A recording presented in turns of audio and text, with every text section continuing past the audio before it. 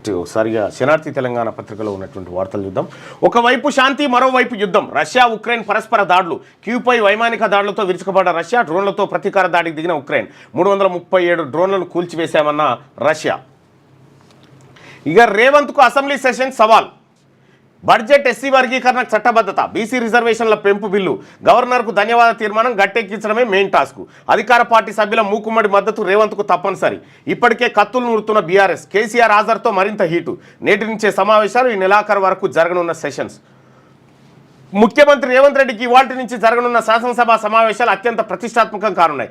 బడ్జెట్తో పాటు బీసీ రిజర్వేషన్ల పెంపు, ఎస్సీ వర్గీకరణ చట్టబద్ధత ముసాయిదా బిల్లులు అసెంబ్లీ ముందుకు రాబోతున్నాయి. వీటితో పాటు ముఖ్యమంత్రి రేవంత్ను 14 ఏళ్ల పాలన, సంక్షేమ పథకాల అమల్లో జాప్యం, తప్పుల తడకతో కూడిన కులగణన, గవర్నర్కు ధన్యవాద తీర్మానం వంటి అంశాలపై బీఆర్ఎస్ కార్నర్ చేయాలని వ్యూహరచన చేస్తోంది. ఈ నేపథ్యంలోనే అత్యంత క్లిష్టమైన ఈ సమావేశాలను ముఖ్యమంత్రి రేవంత్ రెడ్డి ఎలా హ్యాండిల్ చేస్తారనేది ఇప్పుడు ఆసక్తికరంగా మారింది. కులగణన విషయంలో కాంగ్రెస్ ప్రభుత్వం దారుణమైన అబాస్పాలైంది.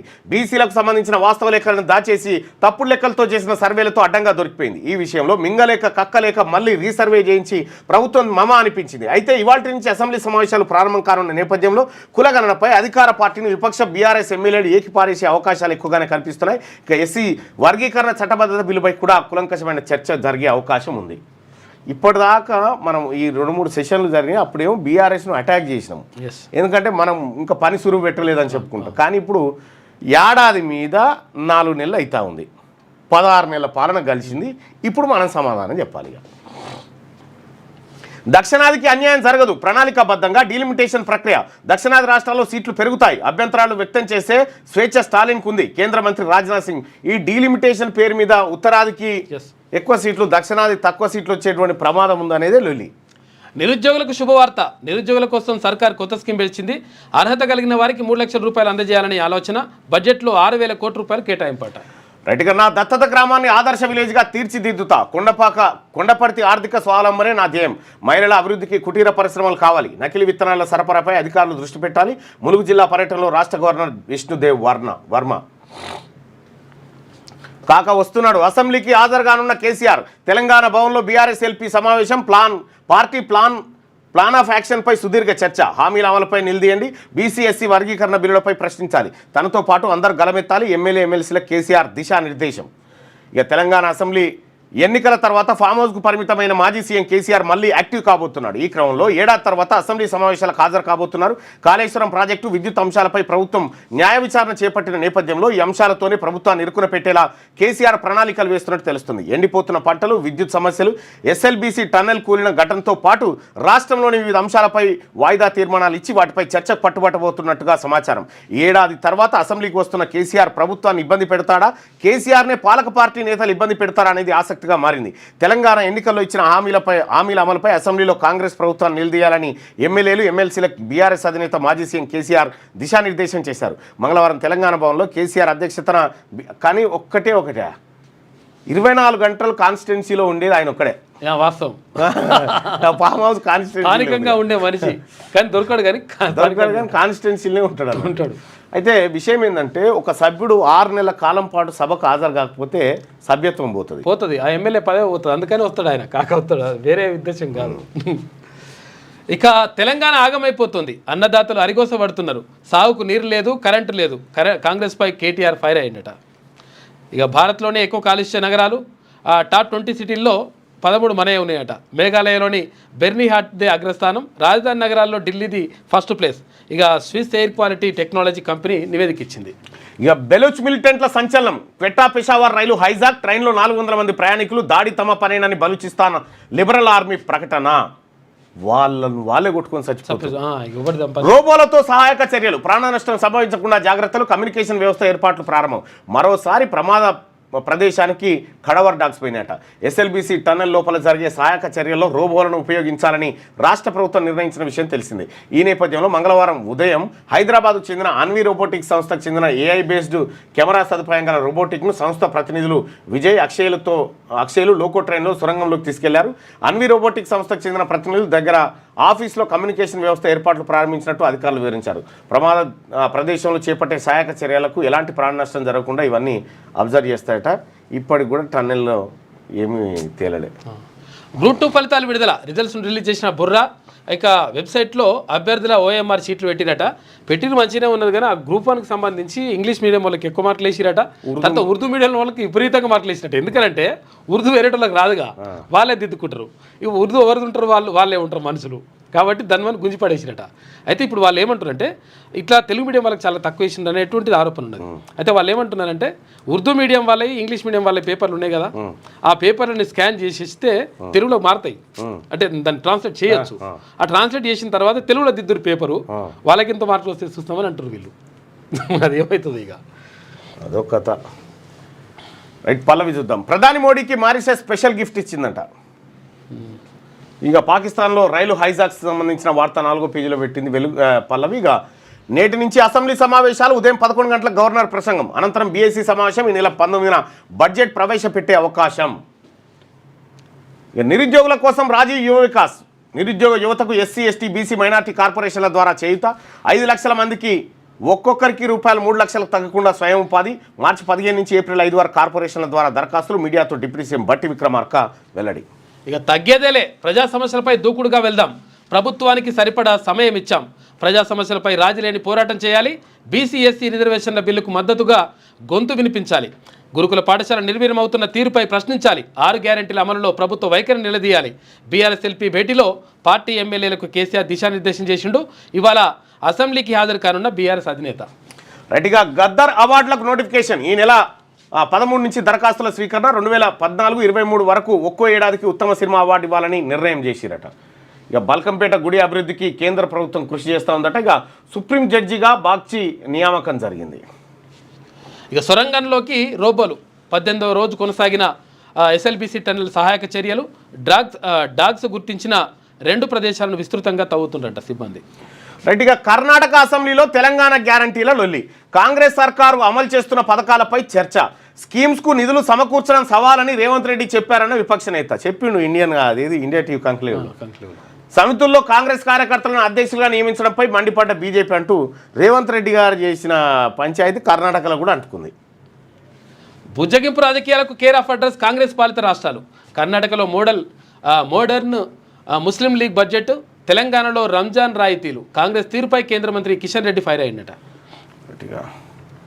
నేడు 1532 మందికి అపాయింట్మెంట్స్ లెటర్స్ రవీంద్ర భారత్లో సీఎం చేతుల మీదుగా అందజేత. ఇక శ్రీ చైతన్య విద్యా సంస్థల్లో 2వ రోజు ఐటీ సోదాలు, 5 కోట్లు స్వాధీనం చేసుకున్న అధికారులు. దేశవ్యాప్తంగా 10 చోట్ల ఏకకాలంలో దాడులు, పెద్ద మొత్తంలో అనధికారిక లావాదేవీలు చేస్తున్నట్టుగా గుర్తింపు చేసి 5 కోట్ల సామ్రాజ్యం అది. గ్రూప్ 2 ఫలితాల విడుదల, జనరల్ ర్యాంకింగ్ లిస్టు రిలీజు. 14న గ్రూప్ 3 రిజల్ట్స్ ప్రకటించనున్న టీజీపీఎస్సీ. 14వ తారీఖు గ్రూప్ 3 రిజల్ట్స్ ఇస్తారట. అన్నిచ్చి పడేస్తారు పరాపట్టు. ఇక ఈనాడులో ఉన్నటువంటి వార్తలు ఒకసారి చూద్దాం. పాక్లో రైలు హైజాక్, కాల్పుల్లో 30 మంది భద్రతా సిబ్బంది మృతి. బలోచ్ మిలిటెంట్ల చెరలో 182 మంది, 80 మందిని కాపాడిన ప్రభుత్వ దళాలు. 13 మంది తీవ్రవాదులు హతం. పాకిస్తాన్లో వేర్పాటువాద బలోచ్ మిలిటెంట్లు మంగళవారం చెలరేగిపోయారు. ప్రయాణికుల రైలుపై దాడికి దిగి హైజాక్ చేశారు. 6 భద్రతా సిబ్బందిని చంపేశారు. అయితే ఈ సంఖ్య 30 దాకా ఉండొచ్చనే అనధికార సమాచారం. మిలిటెంట్లు 182 మందిని బందీలుగా పట్టుకున్నారు. వీరిలో ఎక్కువ మంది భద్రతా సిబ్బందే ఉన్నారు. దాడి సమయంలో జాఫర్ ఎక్స్ప్రెస్లో దాదాపు 500 మంది వరకు ప్రయాణికులు ఉన్నారు. కాగా పాకిస్తాన్ భద్రతా బలగాలు అక్కడికి చేరుకొని 13 మంది మిలిటెంట్లను మట్టుబెట్టాయి. 80 మంది ప్రయాణికుల్ని సురక్షితంగా కాపాడాయి. రక్షణ చర్యలు కొనసాగుతున్నాయి. సమస్యాత్మక బలోచిస్తాన్ ప్రావిన్స్లో పర్వత ప్రాంతమైన క్వెట్టా నుంచి ఖైబర్ ఫంక్తుక్వా ప్రావిన్స్లోని పెషావర్కు రైలు వెళ్తుండగా మిలిటెంట్లు దాడికి తెగబడ్డారు. ఈ రైలు మార్గంలో 17 సొరంగాలు ఉండగా 8వ సొరంగం వద్ద మిలిటెంట్లు ట్రాక్ను పేల్చి జాఫర్ ఎక్స్ప్రెస్ను తమ నియంత్రణలోకి తీసుకున్నారు. ఆ తర్వాత రైలును చుట్టుముట్టి భారీ స్థాయిలో కాల్పులు జరిపారు. ఈ కాల్పుల్లో రైలు డ్రైవర్ సహా పలువురు ప్రయాణికులు గాయపడినట్టు తెలుస్తుంది. అందరినీ చంపేస్తాం, ఈ దాడి తమ పనేనని వేర్పాటువాద మిలిటెంట్ గ్రూప్ ప్రకటించింది. ఇగో మిలిటెంట్లు హైజాక్ చేసిన రైల్లో ప్రయాణికుల కోసం క్వెట్టా రైల్వే స్టేషన్లో ఆరా తీసిన వారి బంధువులట. అక్కడ చాలా ఈజీ. దారుణం అసలు. టాప్ 100లో 96 మంది పురుషులే, తొలి 10 మందిలో అందరూ వారే. వెంకట హర్షవర్ధన్ రెడ్డికి మొదటి ర్యాంకు. గ్రూప్ 2 ఫలితాలు విడుదల. రాష్ట్రంలో 783 గ్రూప్ 2 పోస్టుల భర్తీకి నిర్వహించిన రాత పరీక్షలో అభ్యర్థులు పొందిన మార్కుల ఆధారంగా జనరల్ ర్యాంకు జాబితాను టీజీపీఎస్సీ మంగళవారం విడుదల చేసింది. మొత్తం 600 మార్కులకు 4 పేపర్లుగా నిర్వహించిన పరీక్షలో మల్టీజోన్ 1కు చెందిన వారు వెంకట హర్షవర్ధన్ రెడ్డి 447.088 మార్కులతో టాపర్గా నిలిచినట. గ్రూప్ 2 ర్యాంకర్ల విజయ గాథలట 6వ పేజీలో ఉన్నాయి. ఇక 6,000 కోట్ల రూపాయలతో రాజీవ్ యువ వికాసం 15 నుంచి ఏప్రిల్ 5 వరకు దరఖాస్తుల స్వీకరణ, జూన్ 2న లబ్ధిదారులకు మంజూరు పత్రాలు పంపిణీ ఉప ముఖ్యమంత్రి బట్టి విక్రమార్క వెల్లడించిండు. ఇక బ్రిటిష్ రెసిడెన్సీ ఆకృతిలో వర్సిటీ భవనాలు 13 అంతస్తుల్లో తరగతి గదుల సముదాయం, G+10 అంతస్తుల్లో హాస్టల్ భవనం, 8.74 లక్షల చదరపు అడుగులో భవన నిర్మాణం, 540 కోట్లతో వీరనారి చాకరి ఐలమ్మ మహిళా విశ్వవిద్యాలయం సమగ్రాభివృద్ధికి నిర్ణయం చేసిరట. కాంగ్రెస్ ప్రభుత్వం అన్ని రంగాల్లోనూ విఫలం, మనం ఇవ్వని హామీలు అమలు చేశాం. ఈ ప్రభుత్వం ఇచ్చిన వాగ్దానాలపైన చేతులెత్తేసింది. సభలో ప్రజా సమస్యలపై నిలదీయాలి. బీసీ/ఎస్సీ రిజర్వేషన్ల బిల్లులకు మద్దతు. భారత శాసనసభ పక్ష సమావేశంలో కేసీఆర్ దిశానిర్దేశం చేసిండు. ప్రాణాలు తీస్తున్న లిఫ్టు, రాష్ట్రంలో ఊసేలేని ఎలివేటర్ల పర్యవేక్షణ వ్యవస్థ, కాగితాలకే పరిమితమైన తెలంగాణ లిఫ్ట్ యాక్ట్ 2015 బిల్లు, లిఫ్ట్లలో నాణ్యత లోపాల నిర్వహణలేమితో ఇక్కట్లు. నాంపల్లిలో ఇటీవల లిఫ్టుకు అపార్ట్మెంట్ గోడకు మధ్య చిక్కుకొని 6 ఏళ్ల బాలుడు దుర్మరణం. తాజాగా సిరిసిల్లలో కమాండెంట్ గంగారం లిఫ్ట్ ప్రమాదంలో మృతి. ఇలా తరచూ జరుగుతున్న విషాదాలు ఎలివేటర్ల నిర్వహణ లోపాలకు అద్దం పడుతున్నాయి. అపార్ట్మెంట్ల సంస్కృతి పెరుగుతున్న నేపథ్యంలో లిఫ్ట్ల ఏర్పాటు ఆవశ్యంగా మారిన నాణ్యతలేమి, నిర్వహణ లోపాలు ఇలాంటి ప్రమాదాలకు ఆస్కారం ఇస్తున్నాయి. ఎలివేటర్ల ఏర్పాటుకు సంబంధించిన చట్టాలేవి రాష్ట్రంలో లేకపోవడం పెద్ద లోపంగా పరిగణించింది. కమాండెంట్ను బలి తీసుకున్న లిఫ్టు, పైకి రాకున్నా తెరుచుకున్న గ్రిల్స్ పట్టుదప్పి క్యాబిన్పై పడి మరణించిన గంగారం. పాపం అసలు లిఫ్ట్ ప్రమాదాలు బాగా జరుగుతున్నాయి.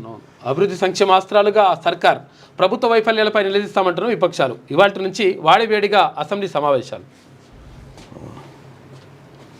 ఇల్లు చల్లగా, వేసవి మొదలైంది, వేడి పెరిగింది. బయట ఎలా ఉన్నా ఇంటికి వచ్చేసరికి హాయిగా ఉండాలి కదా, దీనికోసం కొద్దిపాటి ఏర్పాట్లు చేసుకోండి, మీ ఇంటిని చల్లగా మార్చుకోండి అని చెప్తా ఉన్నారు. క్యాన్సర్ కణం పని ఖాళీ అంట. క్యాన్సర్ కణాల పని పట్టే దిశగా మరో ముందడుగు పడింది. విశృంఖల కణాల ఉపరితల గ్రాహకాల్లో చేసే మార్పులతో అల్ట్రాసౌండ్ చికిత్స మరింత మెరుగవుతుందని శాస్త్రవేత్తలు గుర్తించారు. 1532 మంది కొత్త అధ్యాపకులకు నేడు నియామక పత్రాలు సీఎం చేతుల మీదుగా అందజేత. ఇక ఫిరాయింపు ఎమ్మెల్యేల అంశంపై స్పీకర్ కార్యాలయానికి సుప్రీంకోర్టు నోటీసులు ఇచ్చిందట. ఇక అదేం చేస్తారో చూడాలి. ఇక ఈమె పాక్లో రైలు హైజాక్, బలూచ్ లిబరేషన్ ఆర్మీ దుశ్చర్య, 214 మంది ప్రయాణికులు బందీగా ఉన్నట్టు ప్రకటన, 30 మంది భద్రతా సిబ్బంది కాల్చివేత. కాంగ్రెస్ పని కథమే. ఇప్పటికిప్పుడు ఎన్నికలు జరిగితే బీఆర్ఎస్దే ఘన విజయం. రాష్ట్రంలో ఇప్పుడు ఎన్నికలు వస్తే కారుకే ఓటు, అస్తం అడ్రస్ గల్లంతూ వచ్చేది 21 సీట్లే. 87 సెగ్మెంట్లో బీఆర్ఎస్ గెలుపు ఖాయం. ప్రతిపక్ష పాత్రలో బీజేపీ పూర్తి వైఫల్యం. ముఖ్యమంత్రిగా మళ్ళీ కేసీఆర్కే జనం ఓటు. జాతీయ మీడియా సంస్థ సర్వేలో వెళ్ళడట. ఇప్పటికిప్పుడు ఎన్నికలు జరిగితే తెలంగాణ రాష్ట్రంలో ఏముంటాయట ఓ సర్వే రిపోర్ట్ పెట్టిందిలా. సర్వే రిపోర్ట్ ప్రకారం జిహెచ్ఎంసీలో 25 సీట్లు ఉన్నాయి. ఉత్తర తెలంగాణలో 51, దక్షిణ తెలంగాణలో 43 ఉన్నాయి. కాంగ్రెస్ పార్టీ 2023లో గెలిచినాయి. జిహెచ్ఎంసీలో 1 గెలిచింది, ఉత్తర తెలంగాణలో 33, దక్షిణ తెలంగాణలో 30 గెలిచింది. ప్రస్తుత అంచనా ఎట్లా ఉండబోతా ఉందంటే, ఇప్పుడు జిహెచ్ఎంసీలో ఆయనతో గెలిచే పరిస్థితి లేదట. ఉత్తర తెలంగాణలో 7 నుంచి 9 సీట్లు వచ్చే అవకాశం ఉంది. దక్షిణ తెలంగాణలో 7 నుంచి 12 వచ్చే అవకాశం ఉందట. అంటే 2020 బీఆర్ఎస్ పరిస్థితి ఎట్లా ఉందంటే, 2023లో జిహెచ్ఎంసీ పరిధిలో 16 గెలిచింది, ఉత్తర తెలంగాణలో 10, దక్షిణ తెలంగాణలో 13 గెలిచింది. ప్రస్తుతం 17. ప్రస్తుతం జిహెచ్ఎంసీ పరిధిలో 17 గెలిచే ఛాన్స్ ఉందట. 25కు 17. ఉత్తర తెలంగాణలో 28 నుంచి 38 గెలిచే ఛాన్స్ ఉందట. దక్షిణ తెలంగాణలో 28 నుంచి 32 గెలిచే ఛాన్స్ ఉందట. ఇక బీజేపీ పరిస్థితి ఏది, 1 జిహెచ్ఎంసీ పరిధిలో 1 గెలిచింది. ప్రస్తుతం అంచనా 1 ఉండొచ్చు. ఉత్తర తెలంగాణలో 7 ఉన్నాయి, మళ్ళీ 7 ఉండొచ్చు. దక్షిణ తెలంగాణలో 1 నుంచి 3 వరకు పెరగవచ్చు అని అంచనా.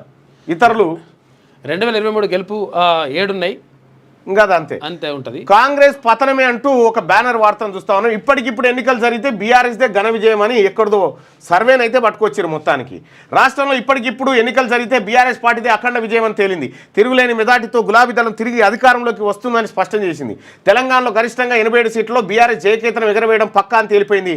అదే సమయంలో అధికార పార్టీ అడ్రస్ గల్లంతు కావడం ఖాయమని వెల్లడైంది. ఆ పార్టీ గెలిచేది 21 సీట్ల లోపేనని తేలింది. తెలంగాణలో తాజా రాజకీయ ఒక పనిచేయరాదురి, ఈ సర్వే ఆ సర్వే ఎందుకు, ఒక పనిచేయరి. ఇప్పుడు మనోళ్ళు ఎట్లాగో ఉన్నారు కదా, కేసీఆర్ గారు, హరీష్ రావు గారు, కేటీఆర్, మీరు ముగ్గురు రాజీనామా చేయరు. అంతే, మీ ముగ్గురు రాజీనామా చేసి తేలిపోతుంది.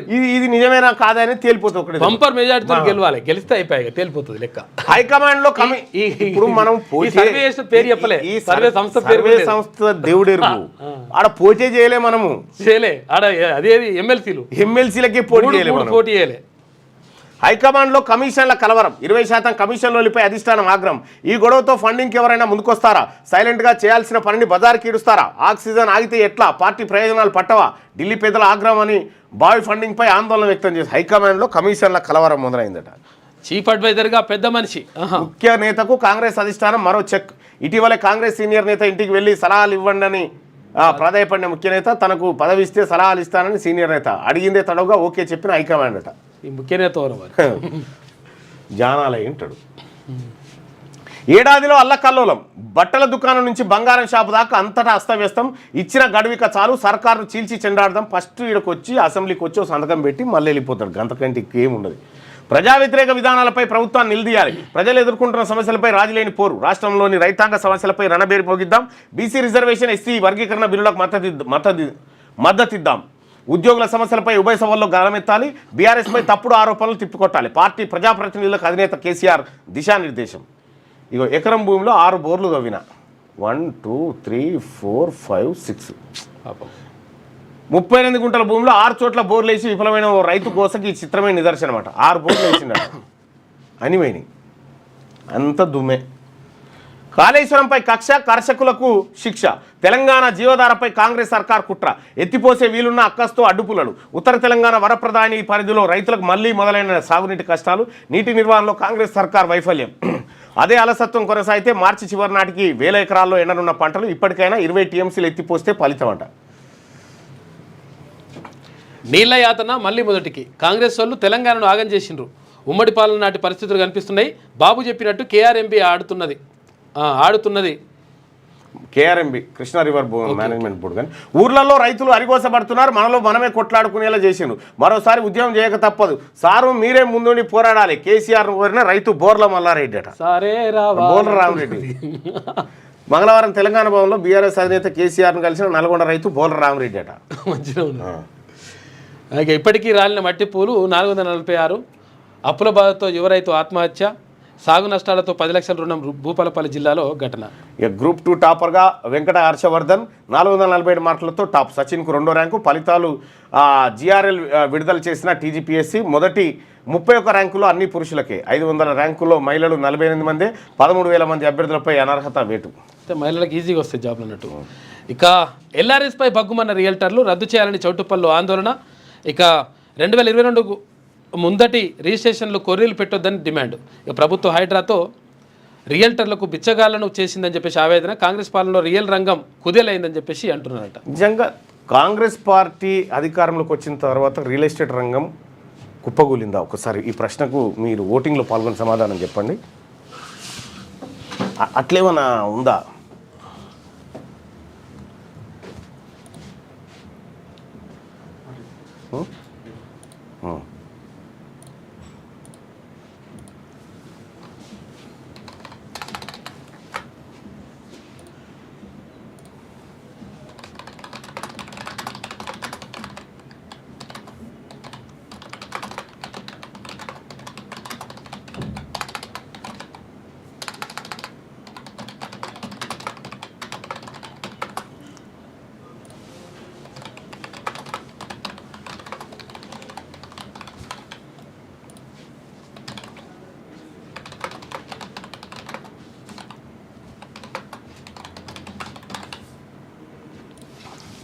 చలో ఈ ఓటింగ్లో పాల్గొని మీ అభిప్రాయాన్ని తెలియజేయండి. రేవంత్ రెడ్డి సీఎం అయ్యాక రియల్ ఎస్టేట్ రంగం పరిస్థితి ఎలా ఉంది? రియల్ ఎస్టేట్ కుప్పగూలింది అనుకునే వాళ్ళు ఇక్కడ, రియల్ ఎస్టేట్ భూమి పెరిగింది అనుకునే వాళ్ళు ఇక్కడ మీ అభిప్రాయాన్ని తెలియజేయండి. అలాగే మార్నింగ్ న్యూస్ చూస్తున్నటువంటి మిత్రులారా ఈ లైక్ బటన్ని క్లిక్ చేయండి, షేర్ చేయండి. గనుల నిబంధనలకు సున్నం, రాష్ట్ర ఖజానాకు కన్నం. హద్దులు దాటిన పెద్దల బేరం. పరిధి చెప్పకుండానే సూర్యాపేట సున్నప్రాయి గనుల వేలం. డీజీపీఎస్ కార్నర్ పాయింట్లు లేకుండానే ఈ టెండర్ల ప్రక్రియ. 3 బ్లాకుల వేలంలో ఎంఎండిఆర్ చట్టానికి తిలోదకాలు. రిజర్వ్ ఫారెస్ట్లో నచ్చినంత తవ్వుకునేలా పరోక్ష వెసులుబాటు. 2 బ్లాకుల్లో అక్రమ మైనింగ్పై ఇప్పటికే కోర్టులో కేసులు. అవే బ్లాకుల్ని దక్కించుకున్న వివాదాస్పద సిమెంట్ కంపెనీ పోటీ లేక మరో బ్లాకును రద్దు చేస్తున్నట్టు ప్రభుత్వం ప్రకటన. ఆర్టీఐ కింద ఈ టెండర్ల సమాచారం ఇచ్చేందుకు నిరాకరణ. వ్యక్తుల ప్రాణాలకు హాని ఉన్నదంటూ గనుల శాఖ తిరస్కరణ చేసిందట. అప్పట్లో వీళ్ళు చేసిరు, ఇప్పుడు వీళ్ళు చేస్తారు, అంతే, తేడా ఏం లేదు అంతే. ఇంకా ఒక డాక్యుమెంట్ ఉంది నా దగ్గరికి. అది 29 ఎకరాలను ఇప్పుడు నా నుంచి నువ్వు కొన్నావు. ఓకే, నాదేం లేదుగా, లేదు, కొన్నావు, అయిపోయింది. మళ్ళీ ఎక్కింది నా మీద 29 ఎకరాలు, మళ్ళీ వచ్చింది. మళ్ళా ఇప్పుడు ఈయన మీద ఉన్నదా ఇప్పుడు ఇది కూడా పోయింది అది కూడా ఉంది. ఇది ఉన్నది అది ఉన్నది మరి ఎట్లా మళ్ళా అమ్మినాం, మళ్ళీ ఎక్కింది. ఓకే 29 ఎకరాలని 100 ఎకరాలు చేసిన ఘనత ఇది యాదగిరిగుట్ట పక్క పండి జరిగిన ఘనత. ఇది మనం ఒకసారి దాని మీద పెట్టి ఎన్నిసార్లు అమ్ముతా ఉంటే మళ్ళీ వస్తా ఉంది, అదే వస్తూ ఉంటుంది, గమ్మత్ ఉంటుంది మా సైట్లో. రైట్, మీ అభిప్రాయాన్ని తెలియజేయండి. రేవంత్ రెడ్డి సీఎం అయ్యాక రియల్ ఎస్టేట్ రంగం పరిస్థితి ఎలా ఉంది? రియల్ ఎస్టేట్ కుప్పగూలింది లేకపోతే రియల్ ఎస్టేట్ భూమి పెరిగింది? ఏది మీ అభిప్రాయం? ఒక 1000 ఓట్ల సమాధానాన్ని చూద్దాం. రియల్ ఎస్టేట్ కుప్పగూలిందని 84% మంది అభిప్రాయపడతా ఉన్నారు.